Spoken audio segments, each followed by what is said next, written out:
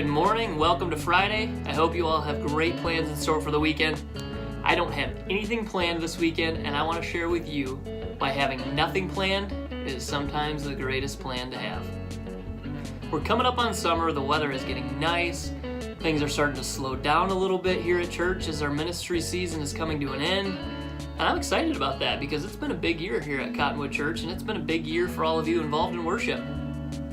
I know for many of you, your jobs and your lives may be getting busier as the weather gets warmer. And wherever you find yourself, I want to encourage you all to find some time to rest over the next few months. In Genesis 2:2-3, it says, "By the seventh day God had finished the work he had been doing, so on the seventh day he rested from all of his work. Then God blessed the seventh day and made it holy, because on it he rested from all of the work of creating that he had done." Later in the Gospel of Mark, Jesus expounds on this idea of resting when the Pharisees confront him and his disciples about working on the Sabbath. And he says to the Pharisees in Mark 27, "Then he said to them, the Sabbath was made for man, not man for the Sabbath." And God's purpose for creating the Sabbath was for our joy and our refreshment. But you and I know that for those of us that serve in church regularly, sometimes Sundays aren't all that refreshing. Sometimes it can feel like just another thing on the schedule, especially on those weeks where we've had a little time to spend with the Lord.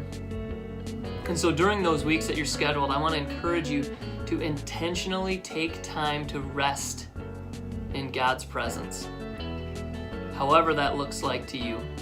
And it's my prayer that in His presence, you're going to find renewal by His Spirit and refreshment that overflows into joy and renewal and refreshment for the people that you lead on Sunday mornings. Along with that, I want to take some time to remind you of a few ways that we are going to create some space for you to find some rest this summer.